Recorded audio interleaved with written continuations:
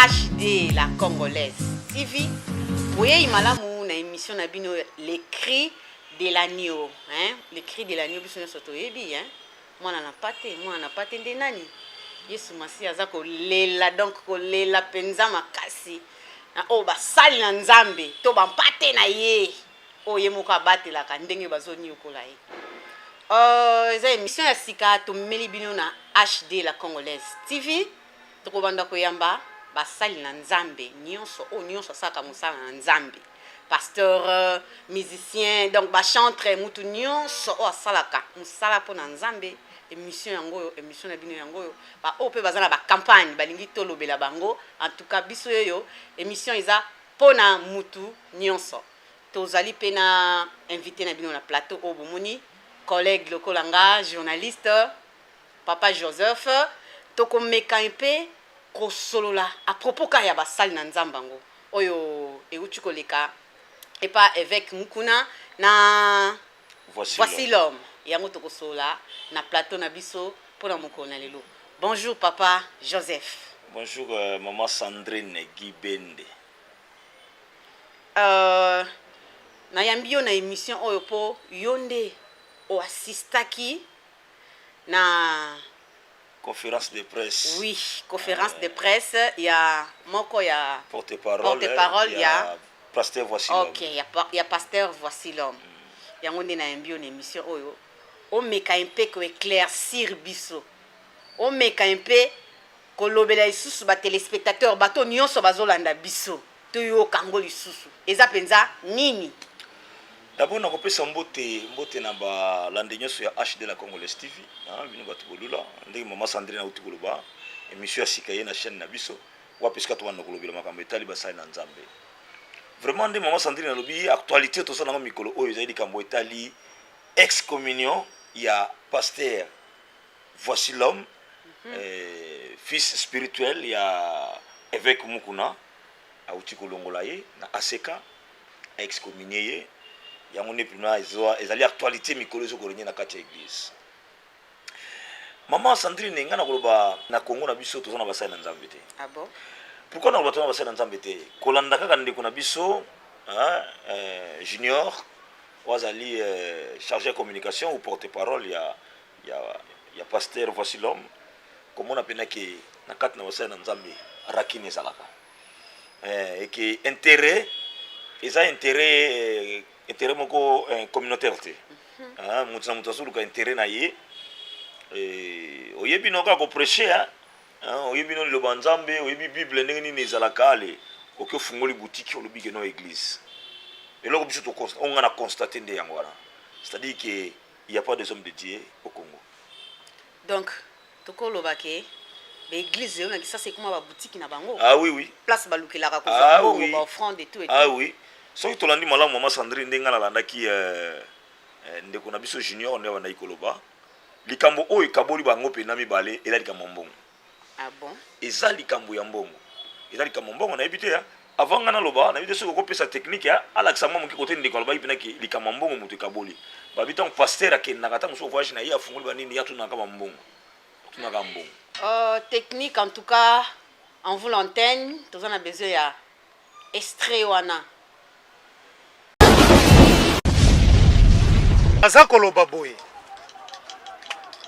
Il faut différencier le père spirituel et celui qui a donné mandat de prêcher la bonne nouvelle partout dans le monde. Mutope si mandat ya ko prêcher liloba ya tata Nzambe à l'équipe spirituelle.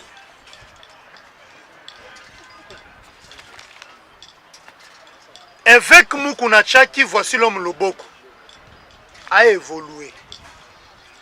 Mais après ce qui est mission, Moutoye Kopé, sa voici l'homme mission. Poutine des serviteurs de Dieu, c'est le Seigneur Jésus-Christ. Allez partout dans le monde, prêcher la bonne nouvelle. Mais pour que voici l'homme a créé groupe d'intercession et de bateaux. n'a pas de difficulté spirituelle, il faut demander l'autorisation chez le père spirituel. Est-ce que Yende Moutapesa qui voici l'homme mission? Il y a aller partout dans le monde? Non. Voilà la différence. Problème, il y a père spirituel et ça problème otobengi na munoko na bango tchaji kumi 10%. Mais c'est le problème de Tchadji Koumi. Bande konangai bapanzi sango. Tandis que voici l'homme. Yazakunate. Jésus-Christ marche dans l'organisation. Et voici l'homme assemblé pour nous. Amoni présence yanzan. Mutwana bengi XY boya. Nakutani na mutu azali en direct na Jésus-Christ. Bakomi 30-40 bande kunanga. Il faut laisser l'organisation. Voici l'homme atiki kaka organisation. Pas créé sous cellule ou quoi que ce soit. Non. PR rappelle sa rapport. Naye et pas ya père spirituel. Aebi sakaye. Nazalaki na France. Natiki 30 personnes. Groupe, juste groupe d'intercession. Okoyoka muku nazo tourne. Est-ce que au sein du rapport financier, Tchadjikou, ils ont wapi? Bon, voici l'homme à répondre au but. Non, non. Nous devons d'abord prêcher la bonne nouvelle. C'est seul Jésus-Christ qui nous prend en charge. Makambo ya Tchadjikoumi, na kopesa yo rapport na Congo na ASEKA kalembelembe. Mais na ba groupe d'intercession batu balobi non. Nous devons abandonner côté ka drogue. Nous devons abandonner les débauches. Atei bangoli lo banzambe. Siko ko kende ko tuna ke o bopesa Tchadjikoumi na kende ko tindela évêque mukono na bandal. Papa. Non non. Ndeko nanga mission oyo voici l'homme azwaki ezali place nyonso akonyata ifo atika elembo ya tata nzambe.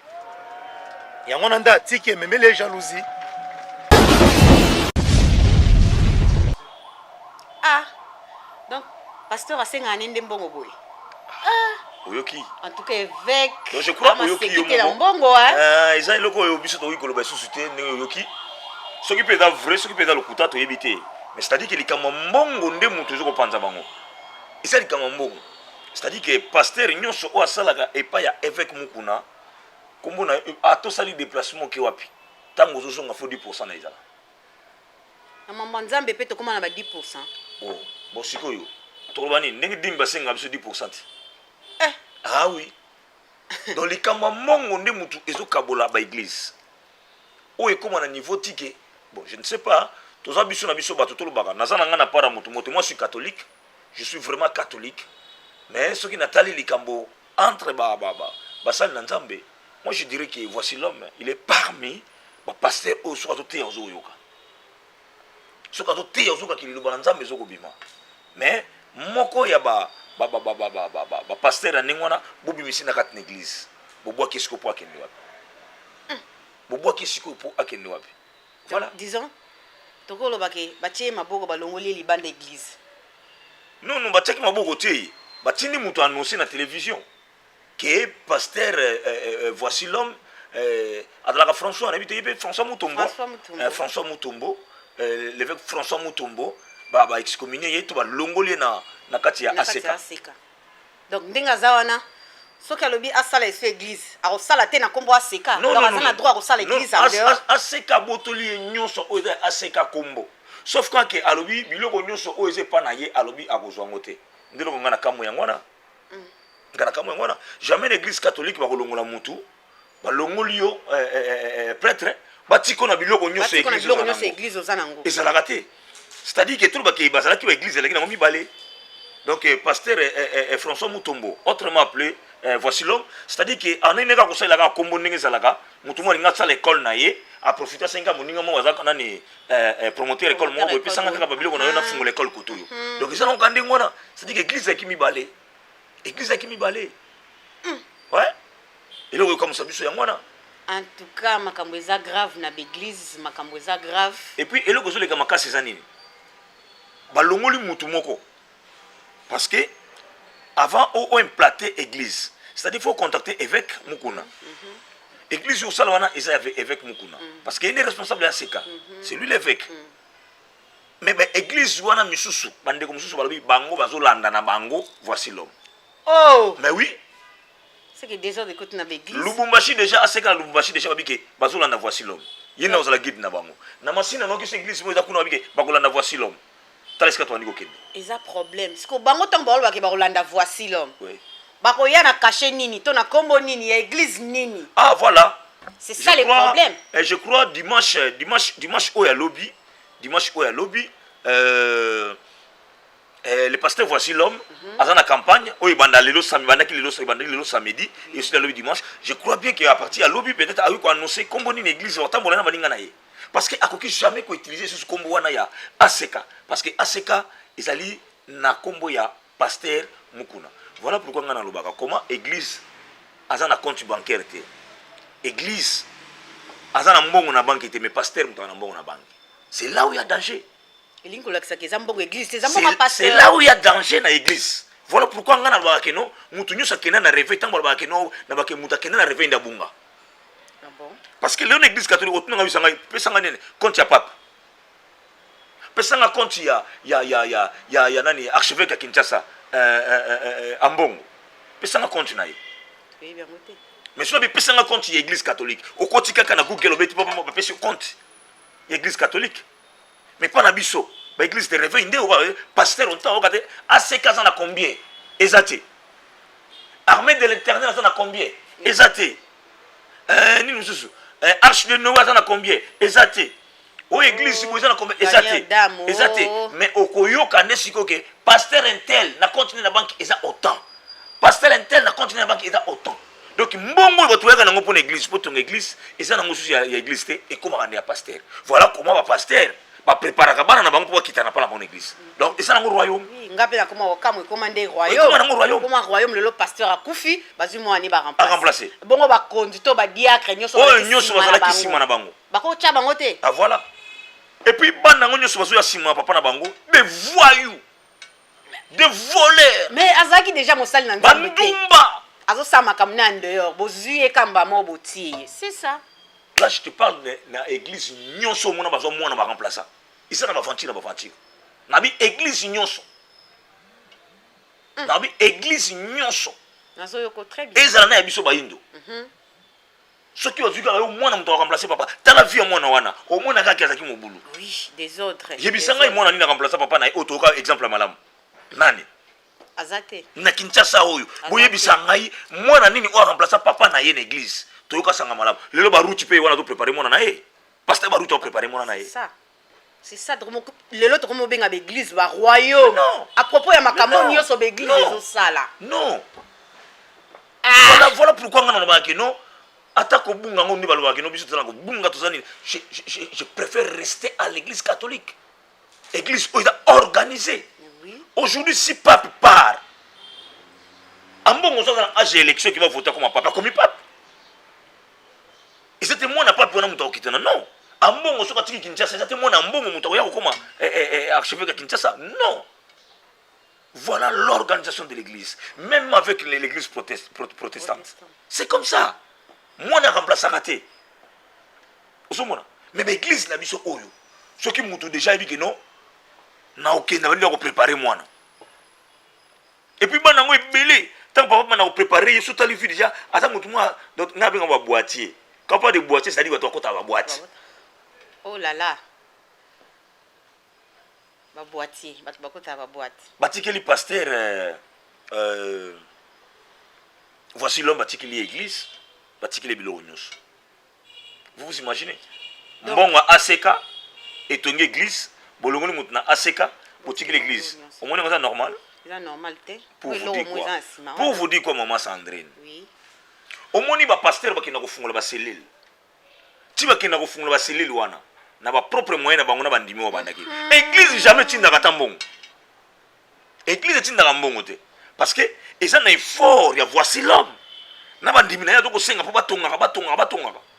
lupango na ye olobo toleni mais biso toyebi selon ndenge toyokaka na kisasa o avec mukuna soki abimisi pasteur moko apesi ye soit espace apesaka na bakiti na bainstrument alobi kende obundana nango c'est ça o biso toyebi non wana nayebi te eza lisusu avérifie mais wana nga mpe nayokaki wana nayoki ekomi sud kama avérifie opesi mutu bakiti opesi mutu nani na espace opesi na espace babi kende obundana nango donc ndeka tobandaka kwa bacellule quoi net mo bakiti matinal moko banda malé mais apesi pena bachaise apesi bakiti l'instrument cher et tout kende obundana nango en tout cas soki esalaka mpe bongo eza bien soki vraiment esalaka bongo eza mpe quand même moi bien mais moi je te dis que na voici l'homme eza na lupango na ye nde nayoki tovérifie parce que biso toza bapandisanga tokoconfirme kaka te tovérifie to babina est ce que eza lupango na ye to ezalaki ya aseka tikeli ye mpo azalaki paster epa na ye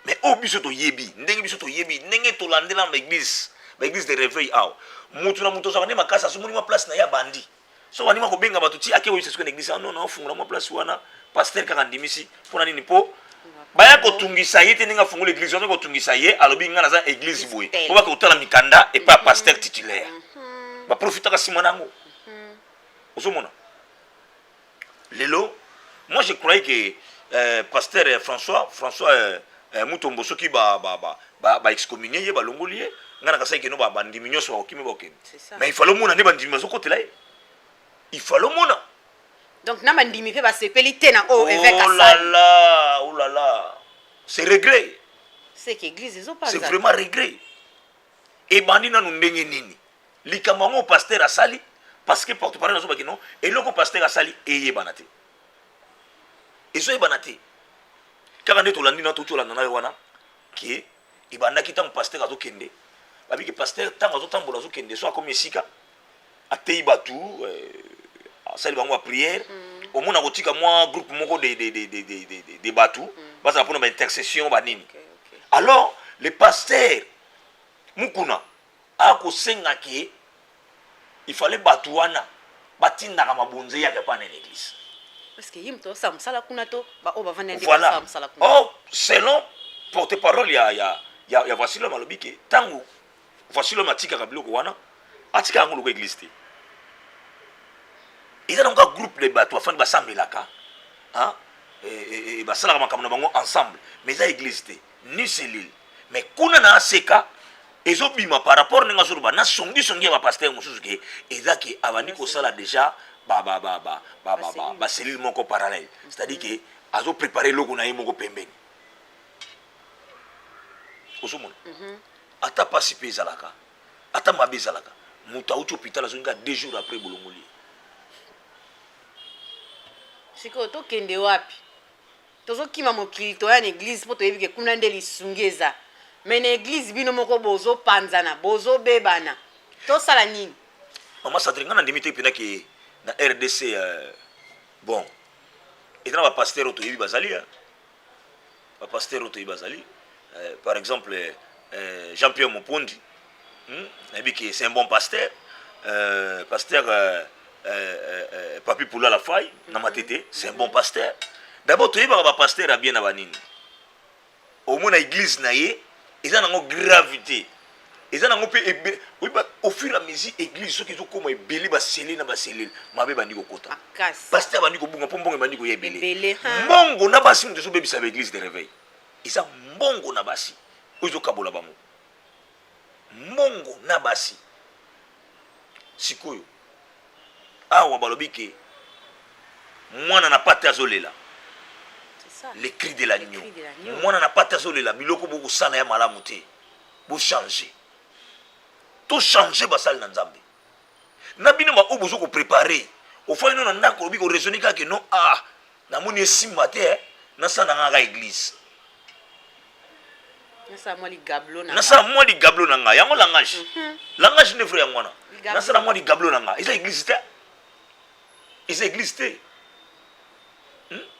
et puis bino baéglise ya boye mpe bobandi mpe kofinga katholike botala modele nde bozali botala modele bozali baza mpe makelela walokelo mosusu toyebi ke église catholique abimisaka ndeko moko mpo ndeko wana ase protestaki yango lelo babenga yango protestant babimisa ye mpo azalaki mwa libanda ya makambo eta l'église catholique mais ti lelo catholique ezalaka naye ensemble makambo nyonso catholique asalaka saka naye toujours ensemble mais catholique atikala te koannonce nabengani ye tolongoli ye toexcommunie ye non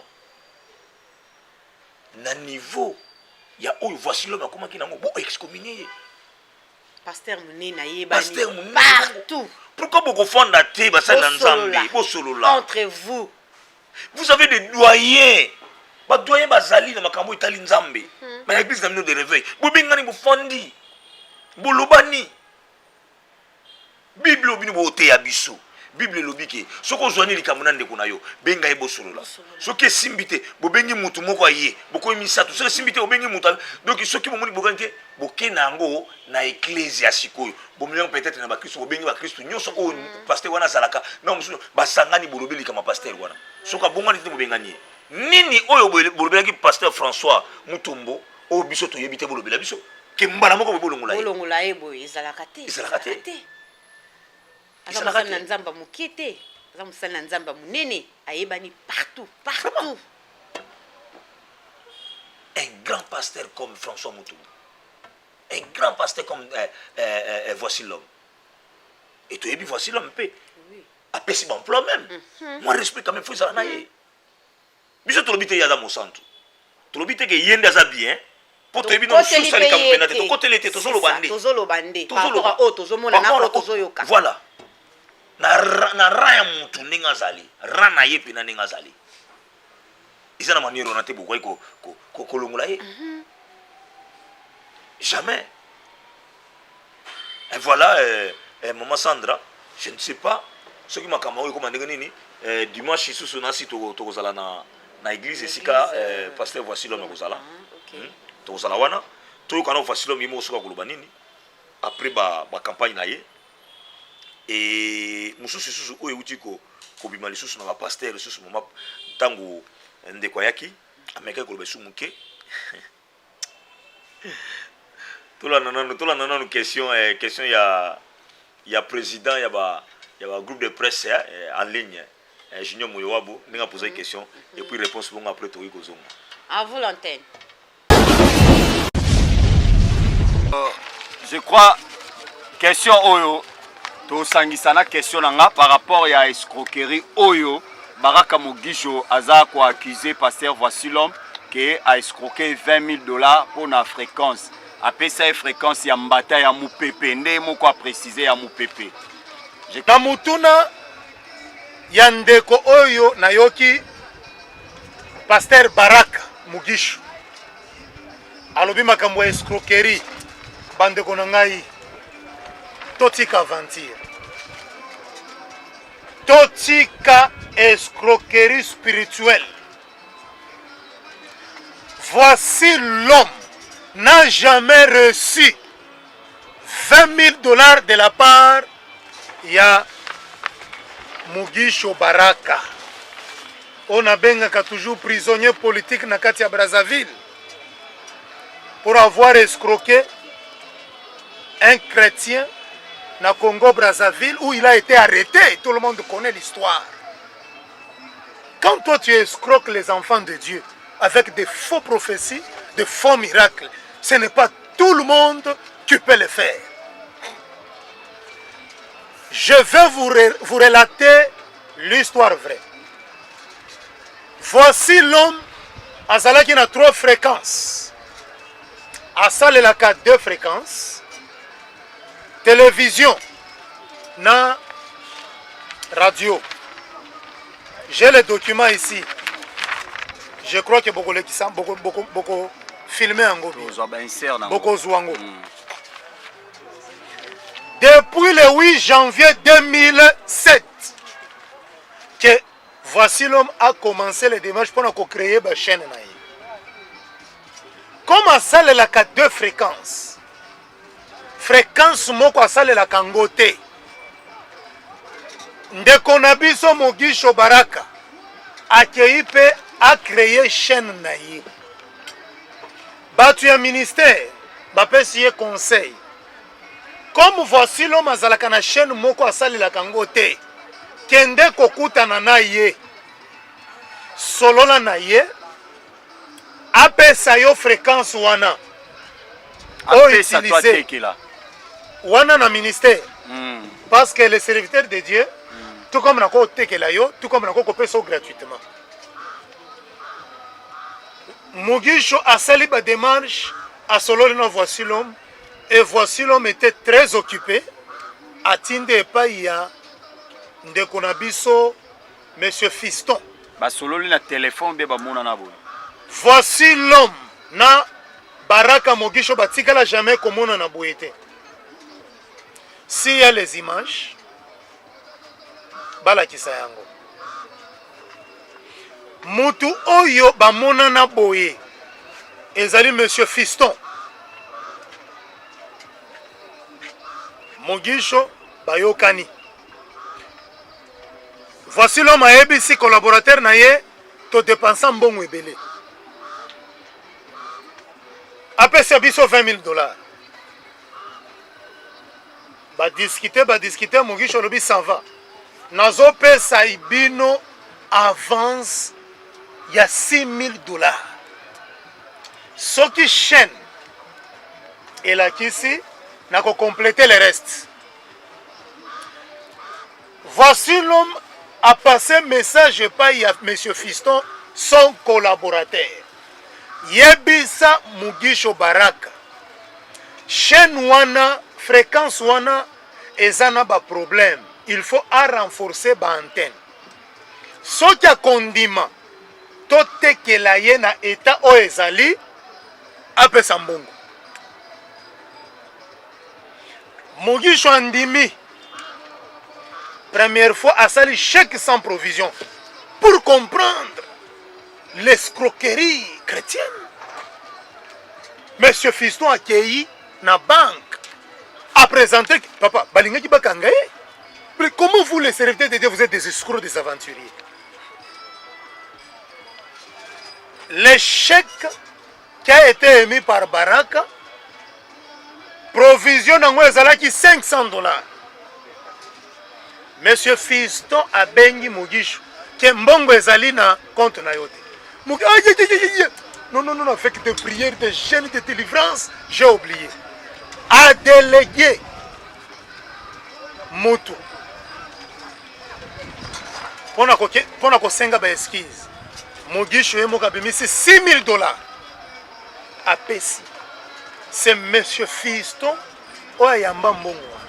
Pas même $20,000 s'il vous plaît. S'il y a de preuves. Alakisango. Banda appelle ça $6,000. Je dis bien, ces dossiers ici, et ça les 7 ans. Pourquoi pas dans 7 ans? À ça, la déclaration de Kaka Lelo, avec Mokona, a signé décision, de Mugisho et Kobimake. Voici l'homme a escroqué $20,000. C'est faux et archi faux. Et voici l'homme, tout le monde, au Bayebi, Montozana ba société, Zako Yede Bayimboka Bakinois, à quoi $20,000, à quoi $10,000, à quoi $6,000. Voici l'homme Zana Mbongwana. Mais à cause de ça, $6,000 Wanate. Témoin oculaire, il y a dossier Wana. C'est son père spirituel. Avec Moukou. Oh, papa. Oh, je te dis yoka wali susoyo. Pasteur Baraka Mugisho. Alobi. Pasteur, voici l'homme à Nyongona. Il y a $20,000. Non, c'est pas pasteur. Comment on défie ça? Ou bien comment, ou bien à profiter d'un moment où on est à l'ingé bimisa mamba nyongo, ou bien comment pour nous comprendre le côté. Maman Sandrine. Oui, papa. Vous imaginez, vous avez un voisin à Lupango. Vous avez un voisin. Tant que vous avez un funda, oh, yeninga zawana, abimana mbai nanga. Vous comprenez? Ayo funda mutu je donne quel exemple ya na opesa ngwana. Donc voisin moko aye pa na yo. Oh, il pas bimana, voisin on appelle bimana mobile nanga. Yo babima kana mobile na. Est-ce que vous comprenez que kalawana ne ko tuna pona ni na funda ka teke non bon exemple ndango na ye. O ngape na kutaye na mobile na yo banakala. Afunda ka te pona mutu muso yo funda voisin on na yo funda pona. Yo funda nde yo bimisa. Est-ce que ça mutu malamu? Mutu malamu taza mutu mabe. Profiter na faiblesse ya mninga. En tout cas, pasteur Baraka nga lokola ndeko na yo comportement na sepeli na mata mukete kala wana soki voici le mandaka na nyongo na yo osenga te pona ni soki voici l'homme azalaka na nyongo na yo osenga te pona ni ozeli na état de faiblesse ngonga o église o excommunier moninga ndelo bakira sapi na mbongo po mani po ngata moyibi. Donc il te le non pasteur nani évêque mukuna alongoli po azoli bambongo. Ah c'est ça, pour to bakaza aza escroc, aza ko escroc. C'est ça, to lo babongo. Kala nyoso yo zalaka wapi. Pasteur, toi on a besoin au prouver biso qui est voici le matin nyongona $20. La kisa biso après. Biso to lingana ndenge ngwana. Pour te confirmer yo la kisa biso mikanda ki yango bo signaki aza na fait $20 yango zalaki ya nini. Nini odefisaki asa nini odefisaki mais en selon batu ya voici l'homme balobi ki ayaka ipare azoluka télévision accueilli et pas l'état pour appeler ça espace ya tente to négeza babne to pesa yo conseil malamu oluka voici l'homme hein ye mutazali na espace moko TV to traîner na ngoka pamba so akoyi ko telekila yo ba $50,000 ndenge lobi mais yo pesa 6,000 tilelo donc c'est que yimtana ni yo nde mutu zana nyongo ya nani siko so iba zongu silo siko mbongo zongu sa TV tala makam bino boza basali na nzambe biso to olanda bino botambola na vérité bochaka biso na bererité c'est ça bochaka biso na bererité boyebisaka biso o ezali usoti bozonga bokini kosala makambo ne kosala bandako bozongela ba vie na vie normal oli bo mibomba na nzambe bozu na mino de bambongo botika mino ba église bozu bambongo botika église ya mwa baki bato sala nzambe ba kota mingi te na paradis oui osudaka mutu mo boyeba kazaka mabe makasi ya koti o boyeba kazaki mo santo atikali bato akomi kobanga surtout ba congolais bato babanga biso makasi partout. Oh, ça pasteur côté à l'église à tout donc pasteur à tout l'andela yo atala yo invité wana yo kobenga tanto poko mima bandimi na yo voilà c'est ça ba koma ko ba ba dangereux partout babilo kwa boy oye ote une église à muninga na sima nango memi suna bandimi tango yo ye ko bana muninga ndengwana yo za mu santo olekina ki bo santo to ça ba erreur biso so pasteur mo santo azaka nzambe so muninga sa kerere mobo ngonga ngo te fala ki pa ubimisa makambo wana so za nyongo na yo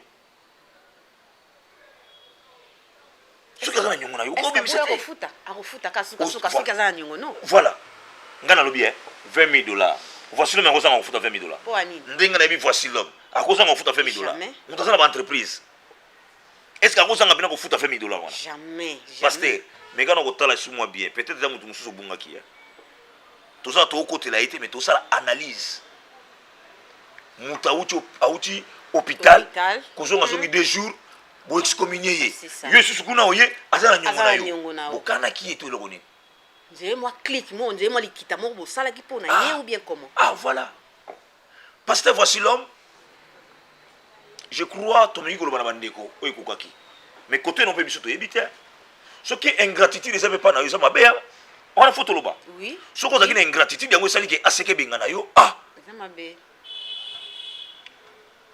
mpo soki azali na kombo aseka te mais yo voici l'homme lelo oyebani te oui toyeba yo soki ezalaki na kombo ya aseka te mais yo lelo oyebani te voici l'homme mais ozobeta tolo wana te ozobeta voici l'homme alors soki ozalaki ingrat na lingomba ya aseka ose corriger lobela bato mpe vérité awa tona likambo koloba ndeke bino basali na nzambe bozala na vérité bolobela biso bosolo bozongisa biso na nzela toyeba likambo nini ezoleka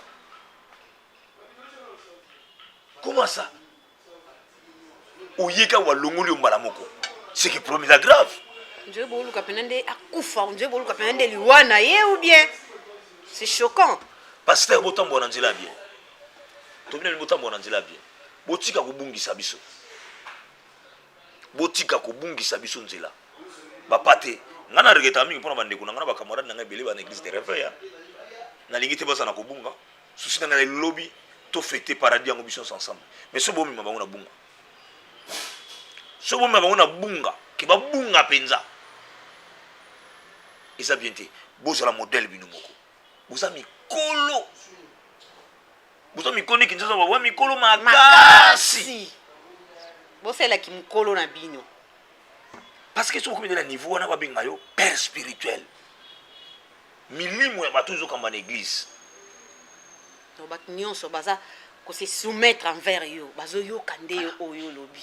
Ba pate ba olela. Vous êtes sur modèle T. Ba pate bazo lela. Vous êtes sur modèle T. Vous êtes modèle sous T. Et comme la Sony. Bandi musu kuma na Sony. Na uti ko seka solo kona ide so to iko zonga susu. Batuna inga mutuna mongo na ndeko mona nzela. Ah bo uti makamba ndeko na est-ce que butuna ki est-ce que pasteur a soutenir penda équipe ya football. Ah. C'est ça aussi les problèmes. Maman Santé. Oyebini ni zaka na kati équipe ya football. Oui, maman mabeza makasi. Tango ba pesa ka ba tâche. Eza na moko babenga yango équipe de recherche. Oui, mais équipe de recherche ya nini? Ce qui boit 10 ans, na éviter ce on dit dans ngana loba yango. Mais loba tout.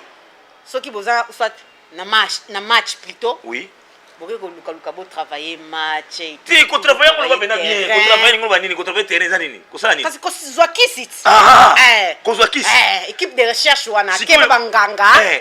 Aluki abongisi match aluki ba. Est-ce que bakendaka bango moko toki ou bien équipe pesa bango mbongo po kene koluka? Équipe pesa bango mbongo. Alors, tango yo da président na musai na Nzambe yo président. Musai na Nzambe. O kamba équipe. Équipe de recherche ba luka mbongo. O pesa mbongo po kene wapi? Epanganga. Tala sika tozobunga. Ça c'était vraiment une question à poser ngai. Na mituni, na mi na répondre à ni pour muto na ni ko yebisanga tala. Donc, et sa dignité. Et puis, ce qui déjà, Moussa Nzambe, aux responsables, Limbisa biso papa évêque, toujours le bas parce que nous devons faire exemple mingi ça va yo. Tant aussi yo na église, au comique au semble pour renaissance, ça s'obéit à match, na imana. Même on dit imana dans la église, yo semble pour la renaissance a gagné. Même on dit ni dans la catégorie, on dit sur l'ambassade. Pour qui l'église? Pas qui l'église va longa. Ah voilà. Pour yo semble pour une équipe na. Voilà. Yo semble pour une équipe na yo. Ce que on va semble pour na anani. Petit sujet de prière. Bonde lipe toki. Pasteur wani ko bonde la pour la renaissance parce que le président renaissance. Si ko bato imana bazawana, bato vito bazalaka wana, bato mazembe bazalaka na église na yo. Pour ba kende wapi? Donc c'est-à-dire que bato nyonso bazana église na yo. Balinga na bango renaissance. C'est ça. Donc l'inga renaissance parce que pasteur monsieur da président renaissance. Mais na mutema na yebi kaninga na imana. Netinga okoka no ngatinga imani ata imana politique mokili kokufa imani. Si on est dans l'église, on va sambila pour la renaissance. Mais non. Je suis exact na obima. Voilà ba erreur oyo basali na Nzambe ba ko sala na mboka na biso Congo. Ba erreur grave biloko ndengwana. Mais lelo pe susu papa José to comment on a aza pasteur mais yona na parlement. Yona. Ah oui. Tozo yebate. Asa musala Nzambe to musala politique. Ah oui, na yebiki ba mususu ba koloba batumi baloba ke non et même à côté ya catholique ya ezala soki catholique etelemeli makambo etali politique. Oyo mbongo soko lingi longola kasi sultani. Ya ko contre makambo ya politique. Mosengo longola sultani. Ya ko les premiers politiciens dans le monde ce sont des religieux.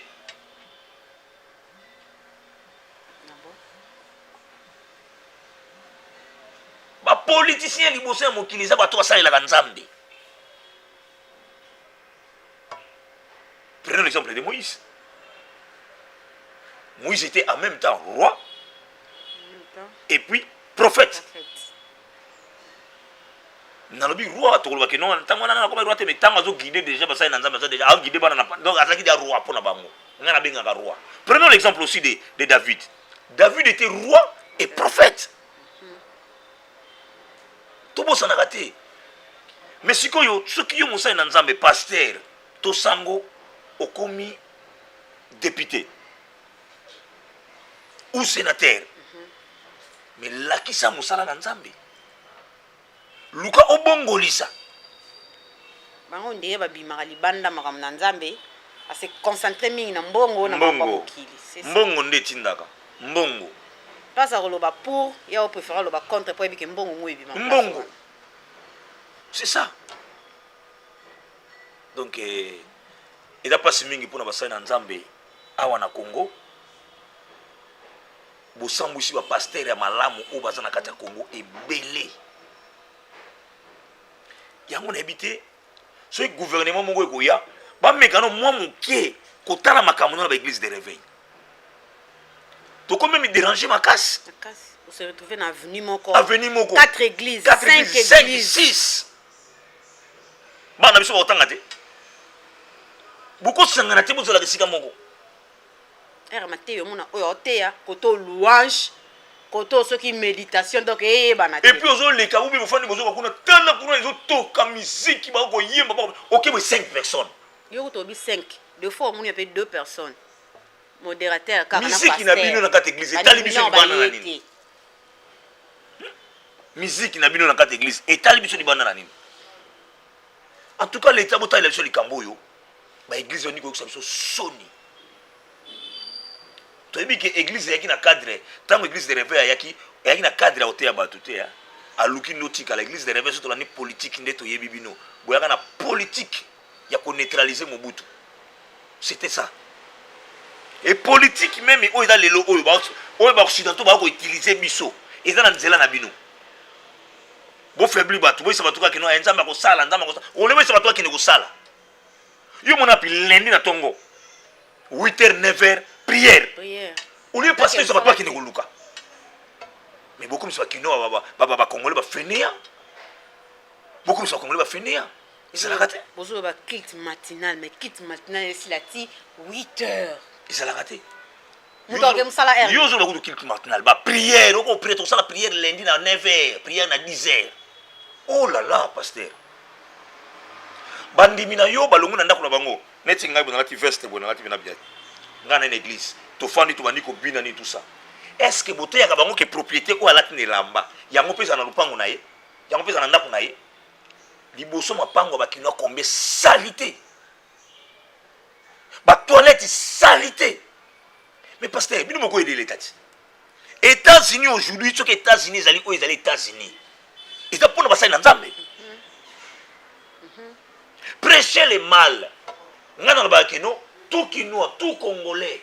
Ayebi déjà maté ya obote ka mikolo nyoso. Mais bon prêcher ba tout sikoyo civisme. Ba sa nzambe ba ko respecter drapeau. Ba nzambe ba ko respecter hymne national. Ba nzambe ba ko respecter président de la République. Et ba te belé wa finga président de la République, ce sont des chrétiens. To critiquer Moussala ya président, mais ko finga présidenté. Le président est un symbole de la nation. La nation, c'est ça. Moi, je suis opposant de Tshisekedi. Mais je ne peux pas. Je crois que je opposant à mon France, il y a Macron. Asili kaka mokolo, babita Macron bata. Jamais ko salemate. Le président a ça, mais les chrétiens vont respecter le président, ils vont finir le président le goyo mususu. To critiquer na biso Moussala ya président. To critiquer moko ndenge zo kotambola, mais la personne qui est président de la République, personne moralité na zoloba, personne physique. Ada symbole la nation. Faut que vous respecter. Na berer na ye. Même Bible lobi que to sambela pona bango.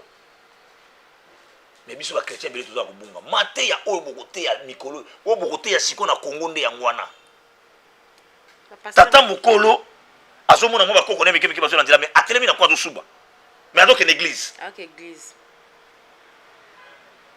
Bon moto, donc vous savez que ça bon moto, il y a des Congolais. mateya botike nango yango wana baséminaire bokoki kobana kosala yango wana kozongisa bakongolais na nzela olobela motu keloko tosala oyo eya malamu tosala boye yo ndoko bongisa Congo mosai na nzambe moto abangaka nzambe akenda kosambela aomodire Congo ke Congo ekobonga te voilà maman Sandrine Kibende je crois tomikima koloba moke makambo etali ba église de réveil donc mpo na ngai nazoloba ke eza na eloko moko oyo ezopelisa moto na kati ya bapasteur mibale entre pasteur François Mutombo na Pascal Mukuna donc il faut excusez-moi toluka bina toyeba nde source ya moto esika euti mpo makambo ya soni eza makambo ya soni moto akosala te un grand pasteur lokola Voici l'homme taka boye na ntongo boexcommunier ye toutefois papa tokosala barecherche tokolandela toyeba source ya likambo ntina suka ndenge ezali lobi eza dimanche tokokende kuna na campagne esika soki akopesa biso ngonga tomika kosola mpe na ye toyeba eloko nini esalaki ke baexcommunie ye balongola ye na aseka azokonte kokende kosenga pardon epa papa na ye mpo azonga na aseka to azokonte kokende na chemin mosusu voilà balandi ya émission na biso cri ya mwana na pate en tout cas émission ekomi na suka tokomi presque vers la fin tokosala barecherche ndenge touti koloba tokomemela bino basango ya sika en tout cas ekozanga te papa José soki mwa mot de la fin ezali okoki kopesa mpo tokomi déjà koshite oui mot de la fin ya émission mpo tozocontinue noso nzambe akontinue kopesa biso vite ozala toujours mot de la fin mpona émission oyo na koloba kaka ke basali na nzambe boluka boyokisa biso soni te soki likambo ezali bokutanaka bosololaka ata oyebi ke motu naolongola ye to naokabwana na ye yaka liboso na motu lobela ye ngai na yo tosimba lisusu te namoni nalingi nasala bo soki évêque Mukuna amonaki ke pasteur Voici l'homme akotambola malamu te azokokisa bamibeko oyo esengi na aseka te alingaki abenga ye tala boye namoni osa te babongisa soki pasteur Voici l'homme anayi kosala yango expressement pour que l'église ait na ye longola ye pour ça ba projet na ye olinga kozwa courage OK c'est évêque en tout cas na linga na koma nga indépendant na se dépendre les sous na sekate na pesa nini no église na nga ndenge mususu na continuer na ndenge nanga OK lobeli ndeko na face à face ke to kaka boye o ya bengani mutu to ya sali boye donc basal na nzambe tolingi soki likambo ezali bofanda bosololaka likambo oyo mabe oyo bozo kosala boye yango ezomema bino na bapoison mpo bobomana voilà mona ngai ya suka émission ya mwana mbote na bato mibale misato esalaka mpe mwa bien na baoyo baolanda biso mbote na ngai kaka na bato nyonso balanda HD la Congolaise TV mbote na ngai na Marie Claire ya nganda motema yavi na ngai Desh Derrick Amani napesi mbote na Afrique du Sud napesi master na ngai da France quoi bovi kata ifamba napesi mbote napesi mbote na ngai na Espérance Bongo, la patronne. Si on bote talaga soki yote me eda mobulu quoi. Mbote na ngai na maître Mike Konzo, mbote na ngai na grand frère na ngai, Innocent Machaka, na pesi bino nyonso mbote ba boyebi ngai ata kombo ekimi mais to zala kaka. Merci beaucoup. Émission la bino est commis vraiment na suka. Mbote na ba téléspectateurs nyonso ba o basili kolanda biso na bosanité la patrona SP et bongo balobi yende mbote belé tokutani na émission mususu. Au revoir, bye bye. Bye bye.